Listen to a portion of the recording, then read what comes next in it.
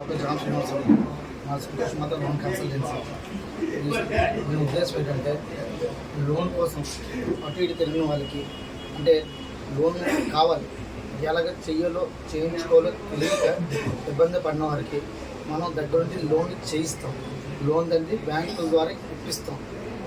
అది ఈ సంవత్సరం వచ్చేది ₹3, ₹5 ఇంట్రెస్ట్ పడేవారికి తక్కువ ఉద్దేశంలో తక్కువ రేట్ ఆఫ్ ఇంట్రెస్ట్లో బ్యాంకులతో మాట్లాడి లైసెన్స్ చేసి ఎన్ఓసీలు కానీ ఏమైనా చేసి మనం పెట్టి దానికి వాళ్ళ గృహ ఇల్లు కట్టడానికి కానీ కొనడానికి కానీ మనకి ఏమైనా బిజినెస్ డెవలప్మెంట్కి కానీ ఇప్పుడు ఎంప్లాయీస్ ఉన్నారు స్కూల్ ఫీజులు టైం వాళ్ళ టైంలో పర్సనల్ లోన్స్ చేయడం వ్యక్తిగత రుణాలు చేయడం కానీ ఏమైనా లోన్ ఇస్తాం తప్ప మనం సొంతంగా ఇచ్చిందైతే కాదు. బ్యాంకులతో మనం లైజనింగ్ టైప్ ఉంటాం. ఎంతమంది ఈ సంస్థ ద్వారా డైరెక్ట్ ఇండైరెక్ట్గా 80 మంది నుండి 200 దాకా ఉంటారు. అది మార్కెటింగ్ టీం ఉంటారు. కమిషన్ బేస్ చేసిన వాళ్ళు ఎక్కువ మంది ఉంటారు.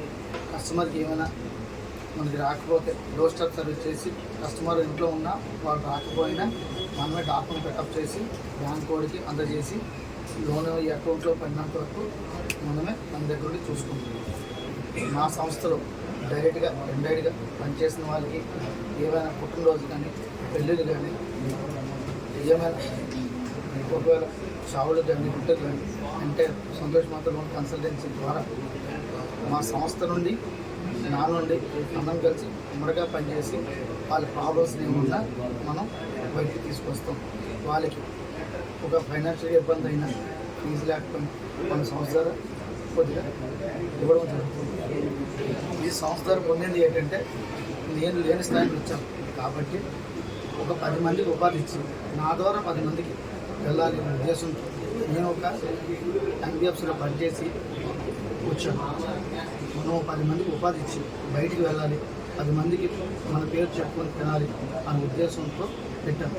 మెయిన్ ఏంటంటే 60 సంవత్సరాలు దాటినా ఎవరు కూడా ఉద్యోగం అనేది ఇవ్వరు. కానీ నా దగ్గర రిటైర్డ్ పర్సన్స్ ఉన్నారు, రిటైర్డ్ ఎంప్లాయీస్ ఉన్నారు, నెక్స్ట్ 10 యువకులు కూడా ఉన్నారు.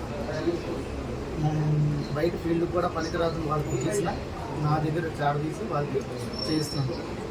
రిటైర్డ్ పర్సన్స్ పోస్ట్ మినిస్టర్ కానీ బ్యాంక్ ఎంప్లాయీస్ కానీ రిటైర్డ్ పర్సన్స్ కూడా వర్క్ చేస్తున్నారు.